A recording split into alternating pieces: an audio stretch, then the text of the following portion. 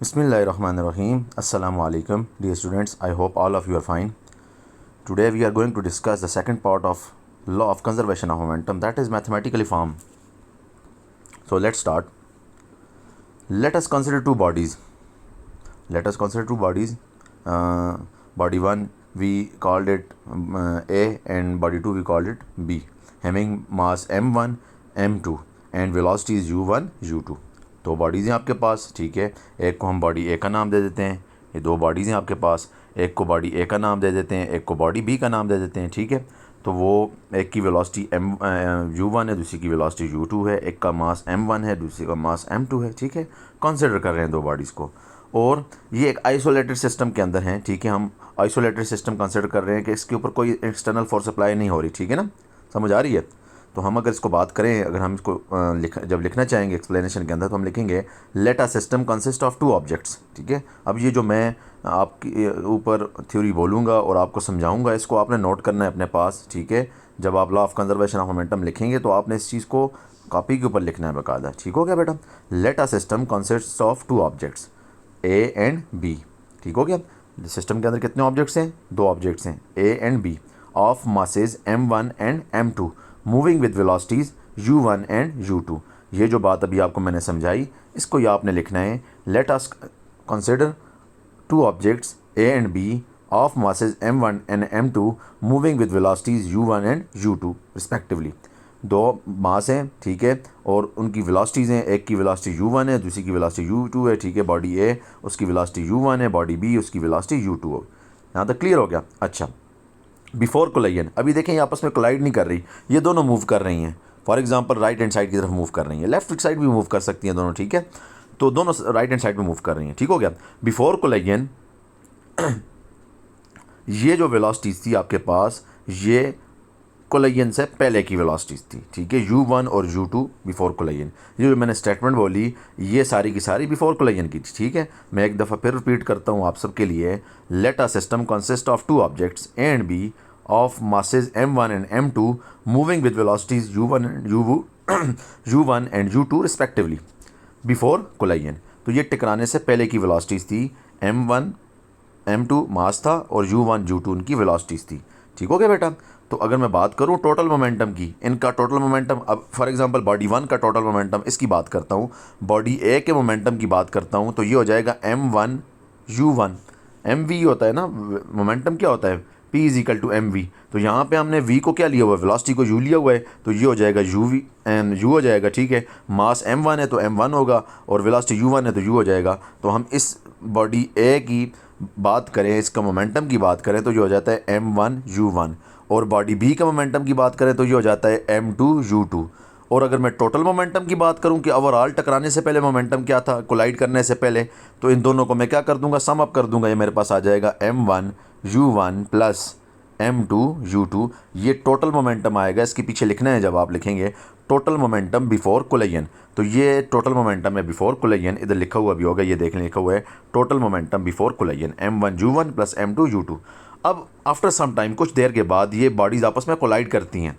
When they collide they exert force on each other. जब भी ये कोलाइड करेंगी तो ये एक दूसरे पे फोर्स एक्सर्ट करेंगी। ये आपको अगर नज़र आ रहा हो तो ये एक दूसरे पे फोर्स एक्सर्ट कर रही हैं, which are equal in magnitude. Force magnitude में इक्वल होगा, लेकिन ऑपोजिट डायरेक्शन। इनकी डायरेक्शन क्या है, ऑपोजिट। अगर आप गौर से देखें, इन एरो के निशान को देख लें, ये बॉडी ए बॉडी बी पे फोर्स अप्लाई कर रही है, और बॉडी बी बॉडी ए पे फोर्स अप्लाई करेगी, ठीक है, for a very short interval of time. बड़ी शॉर्ट इंटरवल ऑफ टाइम के लिए होगा, ठीक हो गया। इस प्रोसेस को हम इम्पल्स भी कहते हैं, कि जब एक बड़ी फोर्स एक छोटे से टाइम के लिए अप्लाई हो, तो ऐसे प्रोसेस को हम इम्पल्स कहते हैं, ठीक है।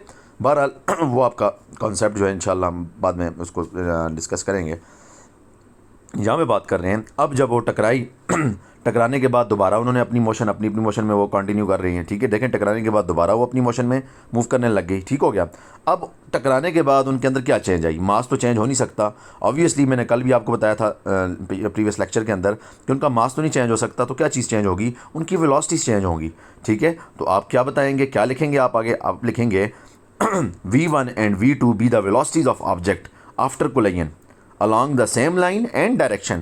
लाइन भी वही होगी, डायरेक्शन भी उसी में मूव कर रही होंगी। अब चीज़ क्या चेंज हुई, जस्ट उनकी वेलोसिटी चेंज हुई। तो वेलोसिटीज अब उनकी क्या हो गई, पहले की वेलोसिटी v1 हो गई, दूसरी की वेलोसिटी v2 हो गई। ये आपने बात याद रखनी है, पहले वाले की वेलोसिटी v1 हो गई अब, और दूसरे वाले की वेलोसिटी v2 हो गई। ये वेलोसिटीज़ के अंदर चेंज आया उनके। मासेस देखें सेम रहे। अब मैं अगर बॉडी ए की बात करूँ आफ्टर कोलिजन तो ये बन जाएगी m1v1, और अगर बॉडी 2 की बात करूं आफ्टर कोलिजन तो ये हो जाएगा m2v2। अब मास तो सेम है, क्या चीज़ चेंज आई, दोनों की वेलोसिटी चेंज होगी। अगर मैं टोटल मोमेंटम की बात करूं आफ्टर कोलिजन तो ये हो जाएगा m1v1 प्लस m2v2। तो ये टोटल मोमेंटम मेरे पास आ जाएगा आफ्टर कोलिजन। ठीक हो गया, ये मेरे पास टोटल मोमेंटम आ गया टकराने के बाद। टकराने से पहले का मोमेंटम ये था, टकराने के बाद का मोमेंटम ये आ गया। बात समझ आ रही है। तो ये मेरे पास दो मोमेंटम आते हैं। ठीक है, ये दो इक्वेशंस मेरे पास आती हैं कि बिफोर कोलिजन मोमेंटम ये था और आफ्टर कोलिजन मोमेंटम ये आ गया। ठीक हो गया बच्चे, यहाँ तक बात क्लियर है। अच्छा आगे चलते हैं देख लें। अब इसके बाद आपने इस चीज़ को देखना है, समझना है। When two bodies collide with each other, जब दो बॉडीज़ आपस में कोलाइड करती हैं, they come in contact for a time interval. तो मैंने अभी आपको कहा था कि जब दो बॉडीज़ आपस में कोलाइड करेंगी, टकराती हैं, तो वो कुछ देर के लिए आपस में इंटैक्ट में आती हैं, कनेक्शन में आती हैं आपस में। ठीक है, एक दूसरे पे वो टाइम कितना होता है, for very short interval of time. ठीक है, उस टाइम पीरियड को हम टी से डिनोट करते हैं कि टी टाइम के लिए वो एक दूसरे के कॉन्टैक्ट में आती हैं। ठीक है, टी टाइम के लिए वो एक दूसरे के कांटेक्ट में आती हैं, एक दूसरे पे फोर्स अप्लाई करती हैं। ये बॉडी ए तो ये बॉडी बी पे फोर्स अप्लाई करेगी, बॉडी बी बॉडी ए पे फोर्स अप्लाई करेगी, दोनों एक दूसरे पे फोर्स अप्लाई करती हैं ड्यूरिंग दिस टाइम। ठीक है, इस टाइम के दौरान let the average force exerted by the body A on body B B F. हम कह देते हैं कि एवरेज फोर्स जो बॉडी ए बॉडी बी पे लगा रही थी, हम इसको इस तरह लिख लेते हैं, बॉडी ए बॉडी बी पे जो एवरेज फोर्स लगा रही थी वो क्या थी, एफ थी। ठीक हो गया, सही हो गया। और इसी तरह बॉडी बी बॉडी ए पे जो फोर्स लगा रही थी, ठीक है, वो भी हम इसको भी क्या कहते हैं, एफ कहते हैं, which are equal in magnitude but opposite in direction. ये दोनों मैग्नीट्यूड में इक्वल हैं लेकिन डायरेक्शन में ऑपोजिट है, तो मैं नेगेटिव साइन शो कर दूंगा। ठीक है, किस लिए शो करूंगा कि ये डायरेक्शन में क्या है, ऑपोजिट है। इधर से हमें एक और बात पता चलती है, क्या बात पता चलती है, according to third law of motion. According to third law of motion, अगर हम थर्ड लॉ को देखें, अगर बॉडी ए बॉडी बी पे फोर्स अप्लाई करती है तो थर्ड लॉ कहता है हर एक्शन का रिएक्शन होता है। मैंने क्या कहा कि फोर्स जो थी, बॉडी ए की जो फोर्स थी वो बॉडी बी पे अप्लाई हो रही थी। ठीक है, या बॉडी ए जो है वो बॉडी बी पे फोर्स अप्लाई कर रहा था as a action, as a reaction body B भी क्या करेगी, बॉडी ए पे फोर्स अप्लाई करेगी। इस कॉन्सेप्ट को समझें, इसके ऊपर आपने बाकायदा लिखना है। According to Newton's third law of motion, to every action there is an equal and opposite reaction. पढ़ाया था ना मैं आपको, तो हर एक्शन का रिएक्शन होता है। अगर बॉडी ए बॉडी बी पे फोर्स अप्लाई करती है, जैसे ही वो कांटेक्ट में आती हैं, बॉडी ए बॉडी बी पे फोर्स अप्लाई करेगी, तो बॉडी बी भी क्या करता है, बॉडी ए पे फोर्स अप्लाई करता है, which are equal in magnitude but opposite in direction. तो ये ऑपोजिट इन डायरेक्शन को कौन सी चीज़ शो करती है, ये नेगेटिव साइन शो करता है ऑपोजिट डायरेक्शन को। तो आप जब इसको लिखेंगे तो कैसे लिखेंगे, F A B is equal to minus F B है। ये नेगेटिव साइन किसको शो करता है, नेगेटिव साइन शो करता है ऑपोजिट डायरेक्शन को। ठीक है, बात समझ आ गई। अच्छा जी, अब जो अब आगे लिख रहे हैं हम, जब इसको लिखेंगे, लिखने का क्या तरीका होगा, लिखने का तरीका होगा, the average force acting on the body B is equal to rate of change of its momentum.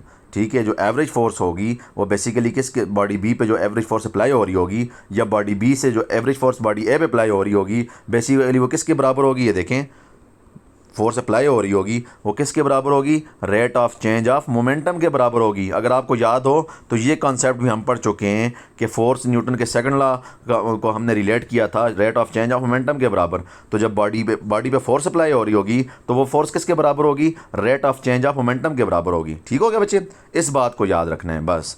अब हमने देखा कि फोर्स बॉडी ए जो है वो बी पे अप्लाई कर रही है, तो हमारे पास जो रिलेशन आएगा वो रिलेशन क्या आएगा, अब उसको गौर से देखना है। जो हमारे पास रिलेशन आएगा, ठीक हो गया, अच्छा, वो रिलेशन आएगा बॉडी ए बॉडी बी पे जो फोर्स अप्लाई कर रही होगी वो होगा m2v2 माइनस m2u2। क्या होगा, m2v2 minus m2u2 divided by del T. ठीक हो गया, ये मैंने क्या लिखा, मोमेंटम लिखा, ये मोमेंटम को मैंने ओपन किया, ये मोमेंटम लिखा m2v2 माइनस m2u2। ठीक हो गया, तो ये हमने सब्ट्रैक्ट कर लिया किसको, आफ्टर कोलिजन में से जो टोटल मोमेंटम था आफ्टर फाइनल, या ऐसे टोटल ना समझे, ऐसे फाइनल मोमेंटम के आफ्टर कोलिजन, उसमें से मैंने सब्ट्रैक्ट कर लिया इनिशियल मोमेंटम बिफोर कोलिजन, ठीक हो गया, फाइनल मोमेंटम बिफोर कोलिजन, ठीक हो गया। कैसे लिखेंगे मैं आपको और आसानी से बताता हूँ। मैंने फाइनल मोमेंटम आफ्टर कोलिजन कर दिया minus final momentum before collision, final momentum before collision. कैसे देखें, हमारे पास इनिशियल मोमेंटम था m1 u1, यही था, ये था हमारे पास इनिशियल मोमेंटम बिफोर कोलिजन, यही था। और initial momentum initial momentum after final momentum before collision क्या था, ये इनिशियल मोमेंटम बिफोर कोलिजन था और ये फाइनल मोमेंटम बिफोर कोलिजन था m2 u2। ये हमारे पास क्या था, फाइनल मोमेंटम था टकराने से पहले, ठीक हो गया बच्चे। इसको देखें, मैं और क्लियर लिख लेता हूँ। इनिशियल मोमेंटम बिफोर कोलिजन मैं शॉर्ट में लिख रहा हूँ, वो था m1 u1, ठीक हो गया। और फाइनल मोमेंटम बिफोर कोलिजन हमारे पास क्या था, जो बॉडी 2 का था, m2 u2। सही हो गया बच्चे, समझ आ गई बात की। इसी तरह दूसरा लिखता हूँ, हमारे पास इनिशियल मोमेंटम आफ्टर कोलिजन क्या था। इनिशियल मोमेंटम मैं कोई और यूज़ करता हूँ, इससे नज़र सही नहीं आएगा, मैं इसको यूज़ कर लेता हूँ, ये blue. Initial momentum before collision क्या था, इनिशियल मोमेंटम आफ्टर कोलिजन क्या था, ये था m1 v1। और फाइनल मोमेंटम आफ्टर कोलिजन क्या था, ये था m2 v2। तो हमने क्या करना है, हमने फाइनल मोमेंटम आफ्टर कोलिजन में से सब्ट्रैक्ट कर देना है फाइनल मोमेंटम बिफोर कोलिजन, ठीक है। एक केस ये करना है और दूसरा केस क्या करना है कि हमने इनिशियल मोमेंटम आफ्टर कोलिजन में से सब्ट्रैक्ट कर देना है इनिशियल मोमेंटम बिफोर कोलिजन को। आपको पता है कि हम हमेशा फाइनल में से इनिशियल को माइनस करते होते हैं। जब भी हम चेंज की बात करते हैं तो फाइनल माइनस इनिशियल होता है। वेलोसिटीज़ में भी बात की थी, final velocity minus initial velocity. तो आपने जब सब्ट्रैक्ट करना है, ठीक है ना, आपने भी रिलेशन लिखा ना, F = del P/T, ये रिलेशन था ना। तो मोमेंटम जो होगा, इस पहले मोमेंटम के लिए F body A force apply कर रही है बॉडी B पे, तो इसके लिए हम क्या करेंगे, फाइनल मोमेंटम आफ्टर कोलिजन में से सब्ट्रैक्ट कर देंगे फाइनल मोमेंटम बिफोर कोलिजन, ठीक है। फिर F force on body B on A, उसके लिए हम क्या करेंगे,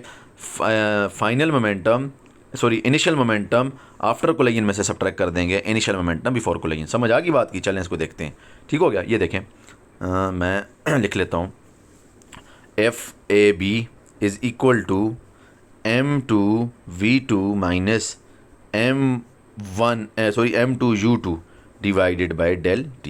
तो ये है FA on B, force A B पे जो अप्लाई हो रही है वो क्या होगी, m2 v2 minus m2 u2 divided by del t। क्या किया मैंने, अगर इसको गौर से देखें तो मैंने फाइनल मोमेंटम आफ्टर कोलिजन में से सब्ट्रैक्ट किया फाइनल मोमेंटम बिफोर कोलिजन को डिवाइड बाय del t। ये एक केस आ गया, इसको याद रखना है, ठीक है, इसको अपने पास नोट कर लेना है। अच्छा, दूसरा केस, अब फोर्स B ऑन A देखते हैं। फोर्स B ऑन A क्या होगी, अब मैंने क्या बताया था, मैंने कहा था m1 v1 minus m1 u1 divided by del t। अब इसको गौर से देखें तो m1 v1 क्या है, m1 v1 आपके पास आ जाता है इनिशियल मोमेंटम आफ्टर कोलिजन, और m1 u1 क्या है, इनिशियल मोमेंटम बिफोर कोलिजन, है कि नहीं है। पहले हमने आफ्टर कोलिजन फाइनल मोमेंटम्स की बात की दोनों के लिए, आफ्टर कोलिजन और बिफोर कोलिजन, और उसके बाद हम दूसरी इक्वेशन के लिए B ऑन A के लिए हम क्या यूज़ करते हैं, initial momentum after collision minus initial momentum before collision divide by del t। तो ये दो इक्वेशंस आपके पास आ गई, ठीक हो गया। इनको आपस में अपने पास आपने क्या करना है, नोट कर देना है। अच्छा, हम रिलेशन की तरफ जा रहे हैं, हम जो रिलेशन जो निकालना है हमने। अब अगर आप गौर से देखें, इधर लिखा हुआ भी है, इधर मैंने F12 और F21 लिखा हुआ है, एक ही बात है, ठीक है ना। F12 का मतलब है बॉडी 1 जो बॉडी 2 पे फोर्स अप्लाई करती है, और F21 का मतलब है बॉडी 2 जो बॉडी 1 पे फोर्स अप्लाई करती है। तो यहाँ पे मैंने उसको A और B का नाम दिया हुआ है, इधर मैंने 1 और 2 लिखा हुआ है। आप बॉडीज़ को 1 और 2 का नाम दे किस तरह भी लिख सकते हैं, इसमें कोई जो है वो मसले वाली बात नहीं है, कोई इसमें कोई परेशानी वाली बात नहीं है, ठीक है बेटा। अच्छा, अब देखें, फोर्स ऑन बॉडी B, हमने कहा था Newton third law of motion, हमने क्या पढ़ा था कि F जो है AB = माइनस FBA, यही पढ़ा था हमने। फोर्स जो है आपस में इक्वल होती हैं, बट इनका एज एक्शन रिएक्शन इनका डायरेक्शन आपस में क्या होती है, अपोजिट होती है, ठीक हो गया।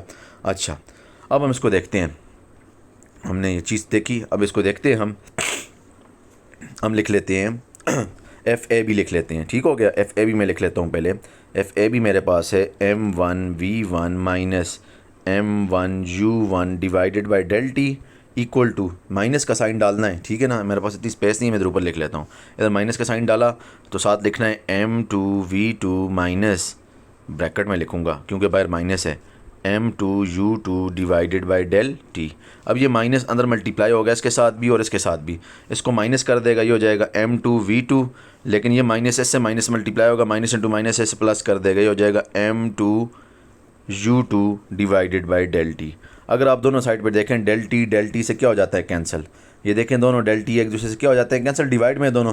तो आपके पास क्या बचता है, आपके पास बचता है m1v1, आपके पास बच जाता है m1v1 माइनस m1u1, और दूसरी साइड पे बचता है माइनस m2v2, आपके पास बचता है m1v1 माइनस m1u1। ठीक है, आपके पास बचेगा m1v1 माइनस m1u1। ठीक है, मैं लिख लेता हूँ इसको अपने पास, इसको आगे फिर रिपीट करेंगे। ठीक हो गया, m1v1 माइनस m1u1 बच जाता है एक साइड पे, और दूसरी साइड पे आपके पास बचेगा माइनस m2v2 प्लस m2u2, ये आपके पास बचता है। ठीक है, इसको मैं नोट कर लेता हूँ, दोबारा आपको बता देता हूँ।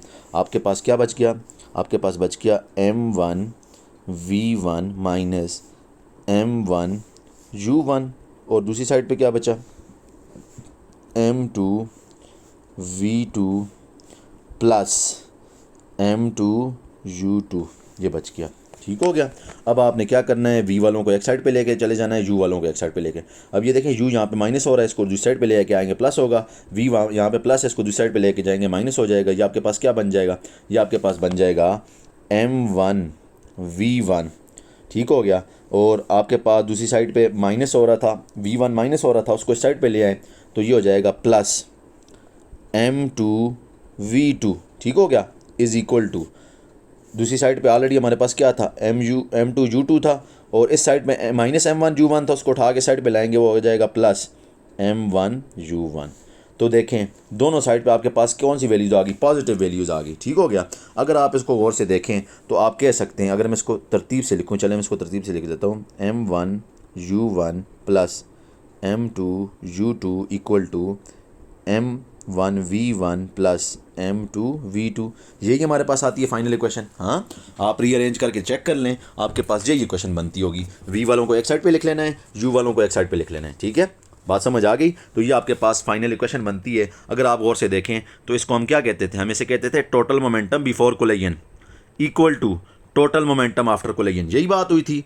But total momentum before collision is equal to total momentum after collision. ठीक है, और ओवरऑल बॉडी का मोमेंटम क्या रहता है, कंजर्व रहता है। देखें चेंज नहीं हुआ, यही बात हमने स्टार्ट में गई थी। This is known as law of conservation of momentum, इसको हम क्या कहते हैं, law of conservation of momentum कहते हैं। ठीक है, अच्छा, अब इसको अगर मैं इसका क्रक्स निकालूँ, अगर मैं इन शॉर्ट एक बात करूँ मैं तो कह सकता हूँ, if there is no external force applied to a system then the total momentum of that system remains constant. अगर कोई एक्सटर्नल फोर्स अप्लाई ना हो रही हो इस सिस्टम पे, तो इस सिस्टम का टोटल मोमेंटम क्या रहेगा, कंजर्व रहेगा, कांस्टेंट रहेगा। बात समझ आ गई बच्चे। तो ये हमारा था law of conservation of momentum, ये हमने इसको मैथमेटिकली प्रूव कर लिया, ये भी लिखा हुआ है, देख लें गौर से। ठीक है, हमने इसको मैथमेटिकली क्या कर दिया, प्रूव कर दिया। अब उसकी कुछ एग्जाम्पल्स भी हैं, एग्जाम्पल्स देख लेते हैं। सबसे पहली example of conservation of momentum की, shooting a gun and a recoil. ठीक है, रिकॉइल वेलोसिटी। अब इसमें क्या होता है सॉरी, अच्छा, इसमें क्या होता है कि हम पढ़ते हैं law is the bullet fired by gun. ठीक है, बहुत इंटरेस्टिंग लॉ है कि bullet fired by gun, gun से जो बुलेट फायर्ड होती है। अब होता क्या है, हम सपोज करते हैं a bullet of mass m1 is fired by a gun of mass m2। Bullet है, ठीक है, उसका मास m1 है, उसको फायर करते हैं गन से, उसका मास क्या है, m2 है। ठीक हो गया। बिफोर फायरिंग, फायरिंग से पहले, जाहिर है फायरिंग से पहले उनकी वेलोसिटी क्या थी, बुलेट किस में, रेस्ट में, गन भी किस में, रेस्ट में, फायरिंग से पहले दोनों रेस्ट में, तो इनका मोमेंटम क्या होगा, ज़ीरो होगा। ठीक है, इनका मोमेंटम क्या होगा, ज़ीरो होगा। बुलेट भी ज़ीरो की वेलोसिटी भी ज़ीरो है। ठीक है, बुलेट का गन का जो है वो मास भी ज़ीरो है, वेलोसिटी भी ज़ीरो है। ठीक हो गया। तो फायर से पहले हम कह सकते हैं before firing the velocity of bullet as well as that of gun, bullet की वेलोसिटी और गन की वेलोसिटी क्या है, ज़ीरो है। ठीक हो गया, बात समझ आ गई। पहले बुलेट और गन रेस्ट में है तो दोनों की वेलोसिटीज़ क्या हैं, ज़ीरो हैं। ठीक हो गया बच्चे।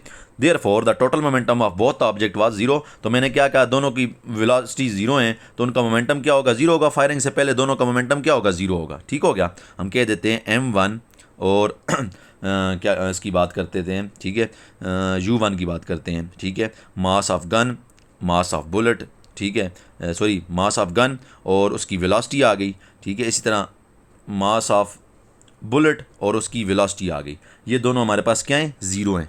फायरिंग से पहले की बात कर रहा हूँ, ठीक है। M1U1 ये मास है बुलेट का, ये उसकी वेलोसिटी है, ये गन का मास है, ये उसकी वेलोसिटी है, दोनों को सम अप कर दो तो फायरिंग से पहले रेस्ट में है तो दोनों क्या होंगे, ज़ीरो होंगे। ठीक हो गया बच्चे। अच्छा नेक्स्ट बात करते हैं।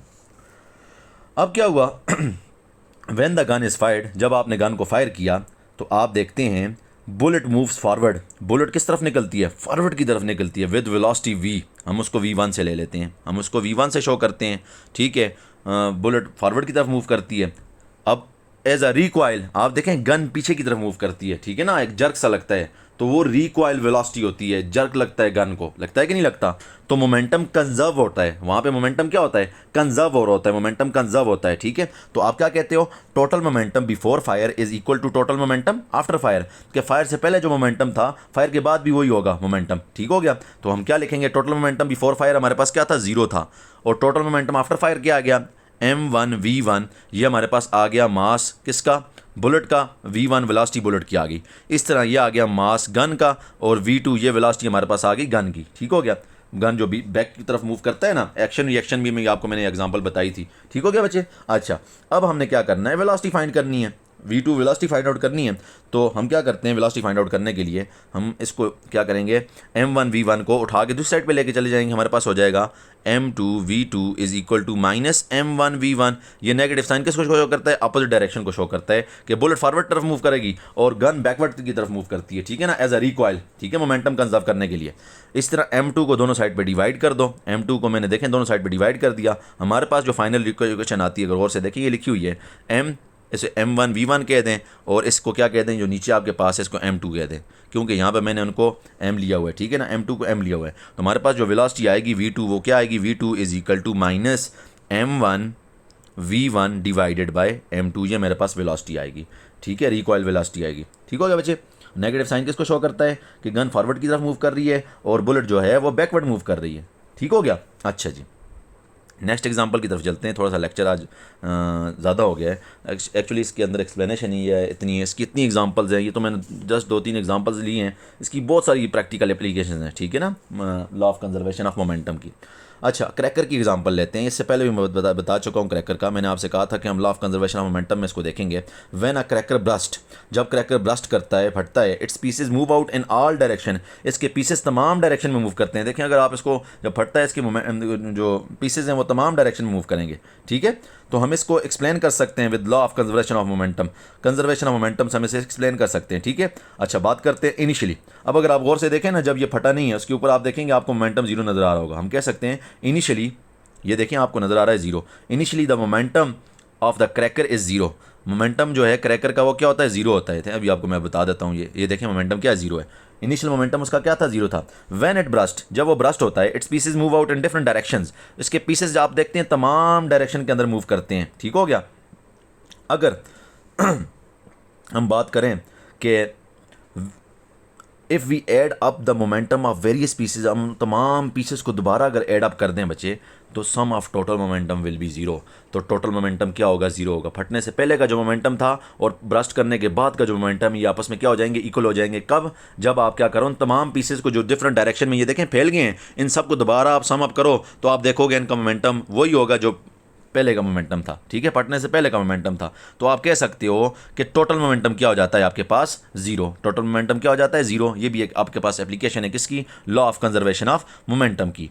लास्ट एग्जांपल देखते हैं, रॉकेट प्रोपल्शन की एग्जांपल में इससे पहले भी आपको थर्ड लॉ में दे चुका हूँ। रॉकेट क्या वर्क करता है on the principle of law of conservation of momentum, ठीक है। अब जब जैसे ही रॉकेट मूव करता है, ठीक है, प्रोपेल्ड करता है, आप देखें इसकी अंदर से, इसके बैक से हैवी गैसेस डाउनवर्ड मूव करती हैं, ठीक है। तो मोमेंटम क्या होता है, बेसिकली कंजर्व हो रहा होता है, और रॉकेट किस तरफ मूव कर रहा होता है, फॉरवर्ड की तरफ, ऊपर की तरफ मूव कर रहा होता है, ठीक है। आप कह सकते हो कि इसकी गैसेज प्रोड्यूस होती हैं हाई टेम्परेचर पे, किसकी वजह से, बर्निंग ऑफ फ्यूल की वजह से, ठीक है। तो ये gases, these gases rush out, ठीक है, with large momentum in the backward direction. तो ये जो गैसेज होती हैं बाहर निकलती हैं बड़े मोमेंटम की, ठीक है, बहुत ज़्यादा मोमेंटम के साथ, ठीक है। किस तरफ निकलती हैं, डाउनवर्ड की तरफ, बैकवर्ड की तरफ निकलती हैं। As a result rocket move करता है अपवर्ड की तरफ। बात समझ आ गई। तो ये सारी की सारी एग्जांपल्स हैं किसकी, law of conservation of momentum की। इसके अलावा आपके पास कोलिजन ऑफ ऑब्जेक्ट्स हो गया, व्हीकल्स हो गया, ये गाड़ियाँ आपस में टकराती हैं, ये भी किसको वे कर रही होती हैं, law of conservation of momentum को वे कर रही होती हैं। तो इसके साथ ही हम अपना टॉपिक आज का ख़त्म करते हैं। उम्मीद करता हूँ आपको समझ आई होगी। अगर इससे रिलेटेड कोई भी क्वेश्चन हो तो आप कर सकते हैं। अपना बहुत बहुत ख्याल रखें। अल्लाह हाफ़िज़।